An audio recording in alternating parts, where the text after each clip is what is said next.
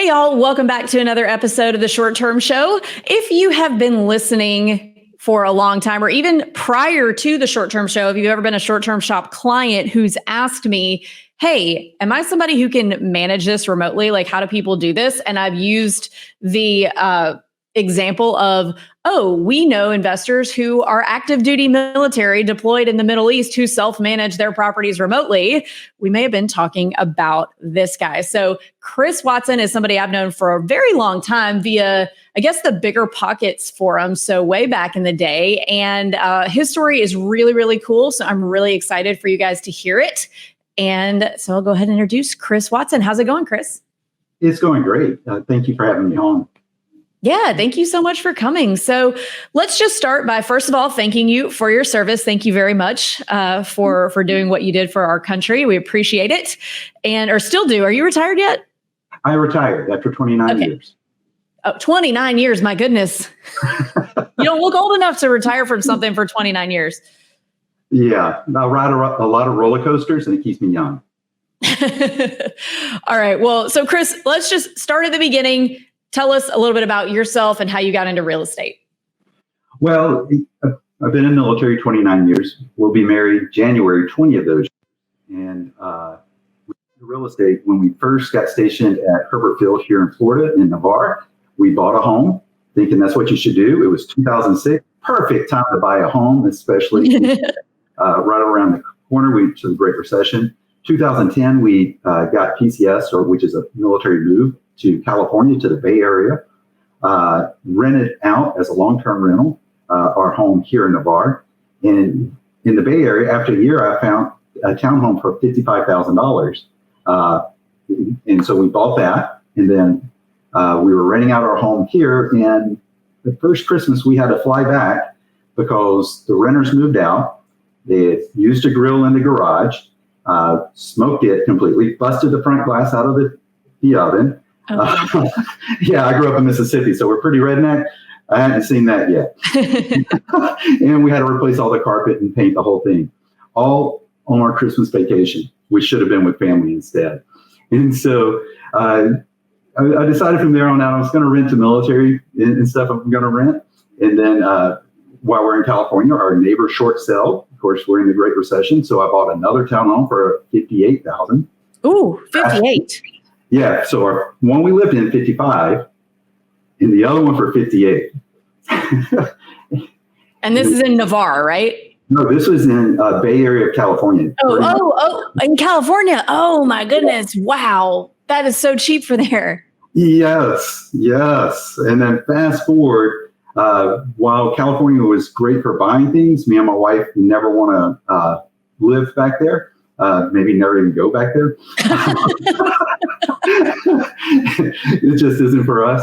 But we're sitting here saying, wow, things have gone up a lot. And if we're going to sell, where would we buy? And we end up selling our primary that we had out there. Didn't have to pay, income taxes because we had lived there for the period of time required. And then we sold it for $220,000. So a nice $170,000 profit almost. And then the other one we was renting out to troops that I had known there. When they moved out, we decided to sell it, but I was like, I don't want to pay income taxes. So I learned about 1031 exchange. Then I started researching all of America. And I said, instead of the military telling me where I need to buy a place, where is going to get the best return on investment? And so we started looking, and I was hoping for beachfront at the time. Again, this goes back to 2016. And beachfront, while it was good, the Smokies at the time was the best market I could find numbers wise. And so that's where we jumped into the short-term rentals was then. And I want to hear, so you jumped into short-term rentals then. What was your first property that you bought? I want to hear, how you financed it. What was your income looking like at that time? Because I think, a lot of our clients or listeners think that, this is something you have to be really rich to get started to do. Well, our income at the time was I was a captain, so it would have been a 60,000-ish for the year. And my wife was stay at home our whole marriage. So there was no dual income.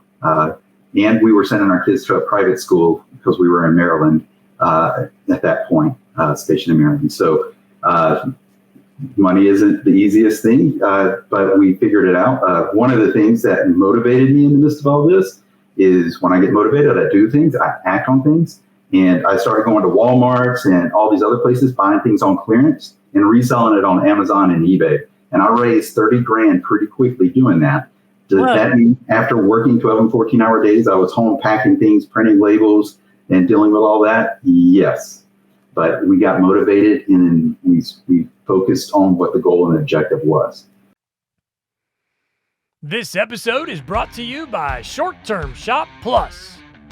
Are you looking for someone to help you analyze a deal? Do you want instant access to lectures on management and short-term rental success? Join Short Term Shop Plus for all of your vacation rental needs. STS Plus is open to the public and offered for the first time at a tremendous value. Also included is world-famous Management Monday, a weekly live session with everything you need to know about setting up your property and learning how to manage from a distance. Join today at stsplus.com. That's stsplus.com. Okay, so wait a minute. You bought things from where and resold them on Amazon? Walmart, Lowe's. You just go to the clearance aisles.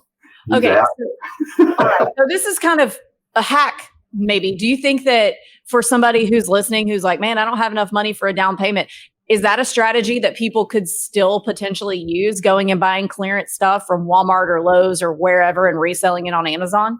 Very much. Amazon, eBay, and it's easy because now there's even more apps for it. Back then, there wasn't as many apps. Now there's apps you can walk in Walmart, scan it, and they tell you how much you would profit by selling it on Amazon. What? Including after shipping.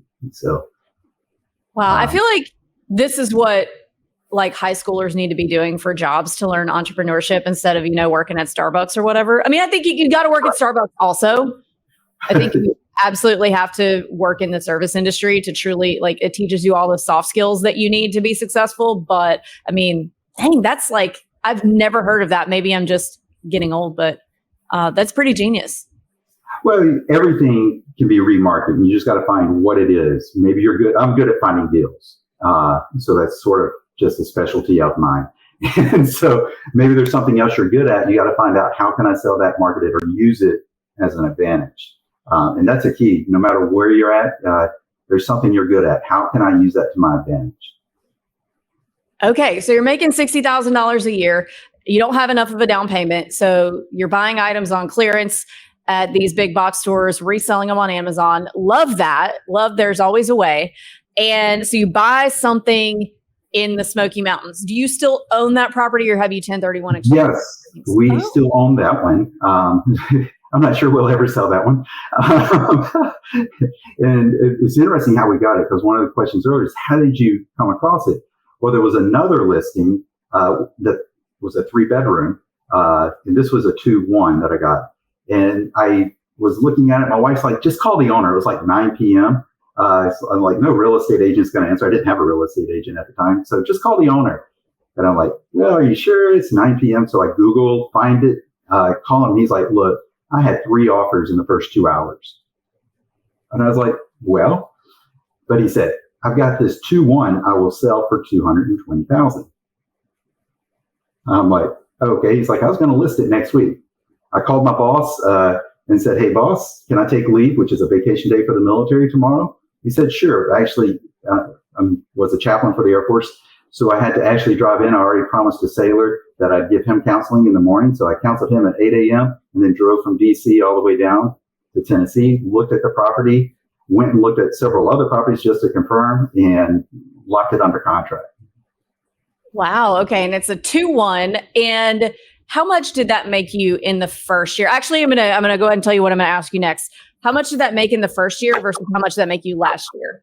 Well, I actually just ran the numbers. I have them written down here. So the first year was 70 grand, then 85. Then as we got into the COVID years, 135, Woo. 130, and 102 last year. And we're shooting for about 108 this year. So guys, Airbnb busters out there who are like, oh my God, short-term rentals are over. If you look at 2021 to now, the numbers are down. Yes, they are a little, but if you zoom out, those of us who owned, well before COVID, were getting a little over half of what we're able to get today. So that's not a bust, guys. It's a blip. Real estate tends to trend upwards. You're going to have some ups and downs in that, but it tends to trend upward. And that is exactly what we're seeing. And I'm really glad you had all those numbers right in front of you, because I was really hoping to make that point. Well, on top of that point, I have even better numbers. And that is comparing this year to last year, year to date. And I ran this on Saturday. In the Smokies market, my occupancy is up 4.75% over last year. My income is up 1% year to date over last year. In the beach market, occupancy is up 4% year to date. Income is up 6.5% year to date. So wow. And that's one of the things, a lot of people just goes off feelings. And I was going off feelings way back in March. And I'm like, oh man, we're losing money. Then I ran reports. In the military, we say intel drives operations. So grab the data to make your decisions. And I was like, well, the numbers it just felt that way. The numbers show that we were still doing good. And so for those who also maybe have one property and you're like, oh my goodness, we had a bad month. Look, I went into April with this property specifically, that 2-1, not a single day on the books on March 28th. 100% occupancy by the end of April for that month. What? My calendar was wide open. Well, one is I got motivated again. You get motivated to do things. I get out there and advertise. Picked up my marketing skills a little bit more this year. So just realize if you're not doing good, look, how can you adjust? And what do you need to do to make it do better? Because I'm going to tell you, people are saying the data shows people are still going to both the beach markets, Emerald Coast market, and to the Smokies, where I have properties. Adaptability really is key, I think, is what I'm hearing you say. People holler about saturation and blah, blah, blah, and it's not good anymore. It's not, you have to adapt to the market. The market is always going to change. I don't care what asset class it is or what business you're in, not even real estate. Things change. You have to adapt or you will fail. Exactly. Yeah. If you just want to stay standard and then like, oh, well, 3 years ago, people would just come. No, you got to do, this is a business and you need to treat it like a business, which means you need to change. Market changes. I mean, I read how Starbucks is changing policies and stuff this coming week, right? Why are they doing that? Because their business is changing and behaviors are changing. I haven't read that. I'm going to have to read it. I had to write a paper in grad school about the Starbucks business model. So I've always kind of like paid attention to what they are doing ever since, just because I had to invest my time in it. So I'm like, I'm going to keep an eye on this. Okay. So back to you. How many properties do you have in your portfolio now? I have 9 short-term rentals and 1 long-term rental. 9 short-terms and 1 long-term. All right. So what's the distribution of where you own those short-term rental properties? What markets? I have 6 in the Smokies market and 3 in the Emerald Coast market. Love both of those markets. And to kind of backtrack to what you said earlier, I haven't dissected by market what our numbers are, but I do know we're about $10,000 away from hitting last year's numbers, and it's only October, so we will pass last year as well across Smokies and Emerald Coast. Again, I didn't dissect it by numbers, but like we're looking pretty good to be up what we were last year as well. So we're seeing the same thing in our numbers. So, all right, you got 6 in the Smokies, 3 at the beach. What's the distribution of bedroom counts across those? So it's pretty easy in the Smokies. I got a 1-bedroom, 2-bedroom, 3-bedroom, 4-bedroom, and 2 super large 5 bedrooms I just built, but they can sleep 20. They're 800 square feet. Okay. And how about Emerald Coast? 446. 446. Okay. And how did you finance all of these? Did you save up and make a down payment on all of them? Did you use other people's money on anything? How did we get all these? So some was saving up. Always especially when you're first starting, don't spend your profit. In a small business, the first few years, don't take a profit. That's why you don't get rid of your W-2 job initially. And so, yeah. The others was, and you might remember while I was in Afghanistan, you sold a lot for me. Some of the land, I picked up land on auctions back in 2017, 2018, bought some REO from the bank in the Smokies. And I resold some of those to give me, at a large profit, to give me the ability to either build or buy. And then I've built 7 in the Smokies total, and I've sold 3 of those to 1031 to some of the ones we have on the beach. And so it gave a way up. And then one of the ones on the beach was actually our permanent home where I thought we would live when I retired from the military. We stayed there a couple of years, and the kids are like, the beach is nice as a backyard, but Dad, we want a tree. And so we just moved back to the bay here over in Navarre, and we turned the beach home into a rental.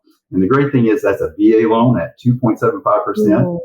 And I put 5% down just to avoid some of the funding fee. Otherwise, I wouldn't have had to put anything down on a $2 million home. Wow. So you have found lots of creative ways to scrape up the money to buy these things, creative ways to finance them. And I think, honestly, if you are in the military and you have the ability to kind of house hack with a VA loan and live in a place that you would like to make a short-term rental, live there for a year, meet those requirements. Guys, also, by the way, don't ever try to cheat the VA loans. They watch that like a hawk. You will get caught. Just don't do that. It's not cool to do anyway. Whether you get caught or not, it's not a cool thing to do. But that is such a great, because you can buy one a year as long as you've got, the income and the down payment coming in. Well, actually, sorry, you don't need a down payment because it's a VA.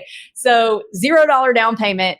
I think that is the smartest way that any folks in the military can start to accumulate properties is by using that VA loan. Right. And to those who are about to get out of the military, I suggest you go ahead and get it while you have that W-2. Go ahead and get that permanent home, at least for the next 1 to 2 years, using that VA loan, because that way you have that income to help support it, getting qualified for it. 100%. This episode of the Short Term Show has been brought to you by your friendly short-term shop real estate agent. We are hyper-local and totally dedicated to your success. Whether you want to buy your next short-term rental or sell the one you currently own, we would be honored to earn your business. We are in all of the best vacation markets in America. Find us at theshorttermshop.com. That's theshorttermshop.com. Brokered by EXP. This episode is brought to you by Short-Term Rental Listing Advice. Join this Facebook group and post your listing to get advice from other hosts, including myself, on how you can improve your listing. Or just post your property so you can show off. Join us at strlistingadvice.com. That's strlistingadvice.com. All right, now let's move on to the self-management piece, because you've given really good examples of there's no reason that anybody can't figure out ways to do this. So you self-managed these things while you were deployed in Afghanistan. Did I hear you say that right? Yes, self-managed, and I had 2 constructions going on at the same time. While deployed to Afghanistan in the midst of COVID, in the midst of the Iranian missile crisis, and several other things going on over there. So what you're saying is nobody has any excuse for not being able to self-manage. You are literally getting shot at and self-managing these short-term rentals. Exactly. If you can, everything, so the military teaches you this. You just need to have a proper team with boots on ground, right? So the generals don't have to be where I'm at in Afghanistan. They just have to have the people they can trust that are equipped to do the job with boots on ground. And that's wherever you have a short-term rental, you have boots on ground. You got a maintenance team. Do you have cleaning teams? Do you have backups that you can send in just in case something happens? And once you build that out, you'd be surprised. It would probably take you a day to at least build your initial list and type up a Word document saying, okay, here's my 4 plumbers. Here's my 4 AC guys. Here's my 4 this. And I go 1 extra because usually 2 to 3 flake out.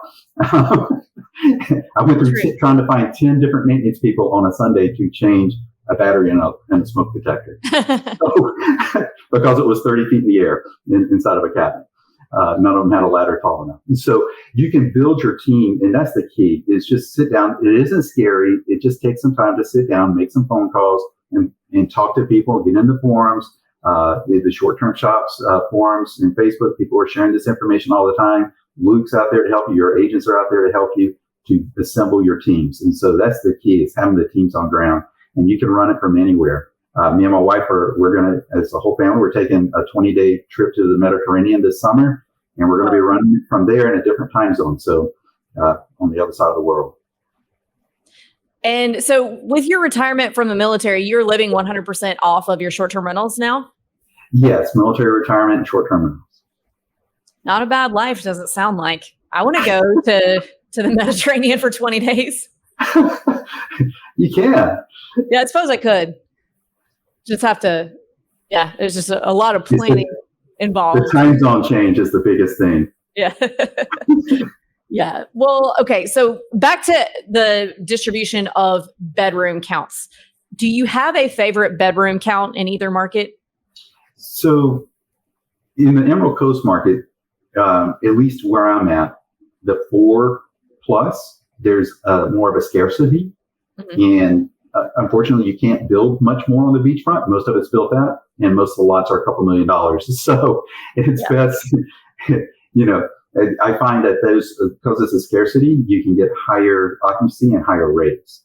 And then up in the Smokies, I love having the distribution, because when the big ones are not making money, the small ones are making money. We would probably add, we'd love to add a few more small ones to our portfolio in the Smokies. I think there's some great buys out there. Yeah, I agree. We were under contract on a 1-bedroom in the Smokies until we made it to we're jerks. So I want everybody to know, if you mess up on a contract, it's okay. The professionals do that too. So we got all the way through our inspection, all the way through everything. And it needed a lot of things. And I love our 1-bedrooms. And hopefully you guys will find this relatable. And I'm not just talking about myself to sound like I'm talking about myself. But anyway, so there were a lot of things that needed. We were fine with that. We got to do a cost seg this year. We hadn't bought a whole lot. And, but it didn't have great Verizon service. And we were kind of okay with that. We're like, we'll get a booster. We'll figure something out. The Wi-Fi was fine. But as we sent out our contractors and stuff to start looking at giving us quotes and things, they were all super annoyed with the Verizon service. And we're started to rethink trying to get around that, try to get over that hump. And we're like, man, these are people who are being paid to be there and they're annoyed with it. These aren't even guests. Maybe let's just not do this. So we terminated the day before closing and lost our earnest money, as we should have. You can't do that. Right. But they were so mad. The agent was so mad. And Susie, I'm extremely sorry about that. Very sorry. But, sometimes you just can't sometimes you just don't realize until the end. So my advice, guys, is pay good attention while you're in your inspection period. But all that to say, there are still good deals out there. Luke and I are still buying. We're now looking for another one because that one didn't work out, but they're still out there. And it really is, to me, being in the right location, close to the amenities, and maybe just finding the properties that need some work, some things that you can add to them, maybe some reasons that other people have overlooked them, like bad pictures and things like that, high days on market. So the deals are still out there, guys. Yeah, there's so many good deals out there. And I tell you, one is, you make a good point. If you're not good with something, walk away from it. Don't tie emotions to any property. Just realize it's time to walk away from a deal. I'm going to tell you, up in the Smokies, one thing that would just help a lot of people and make their property worth a lot of money is grabbing a chainsaw. All the people on my mountain's like, you're a tree murderer. And I'm like, they're blocking my view. If I didn't want to view, I'd be in the valley. Yes, I am. Yeah, you got to have, the views really do make a difference. Can you do it without a view? Yes. We have several properties that don't have views that crush it, but we've got other things to make up for that. So your favorites, you don't have a favorite size, really. You like 4 bedrooms and up on Emerald Coast, and then you like them both in the Smokies for different reasons, is what I'm hearing. Exactly. Yeah. All right. So we're almost to the last 3 questions of the show. But before we do that, is there anything about your journey or anybody who might be in our listeners that you would like to speak to and make sure that they hear something about your particular story? Anything you think our listeners would benefit from hearing about you and your story specifically? Well, one is, I grew up in Mississippi. And I don't say that bad. I mean, we were number 49th in the nation for education. So still are, I think. We might be 50. Also number one for obesity and teen pregnancy. And we're number one in all the things you don't want to be number one in, and number 50 in all the good things. Right. So if me and Avery can figure this out, you can do this. It's going to take some work. It isn't going to be easy. So you just know that going in and set realistic expectations, and don't expect that, oh my goodness, I need to start off with a phenomenal place that looks great. No, just keep on trading up, and using that as an opportunity. So if you buy a 1-bedroom, but you really wanted a 4-bedroom pool home, that's okay. Start with a 1-bedroom, let it make some money, save up, and then trade it up or save up and buy the next one in a couple of years. This is not a race. 2016 to now, whatever that is, 8 years, is what it's taken us. But it might take you longer, but if you just added one every 2 years, all of a sudden you're doing great. So it's not a race, and take the time to do it. And then don't put your family financially at risk. Yeah, I totally agree with that. And yeah, it is your race, guys. Don't compare yourself to other people. Other people are going to go faster or slower, and you never know what's going on behind the scenes. The person going fast could be making some really bad decisions, or the person going slow, could be making the best decisions, or vice versa. Like, I went kind of fast, but we didn't have kids when we started. And so we were able to take risks that I wouldn't probably take today. So, run your race. Don't compare yourself to other people. Really, really good advice. Okay. Last 3 questions of the show, Chris. Are you ready? Sure. Let's go. Okay. First one. What advice would you give 20-year-old Chris?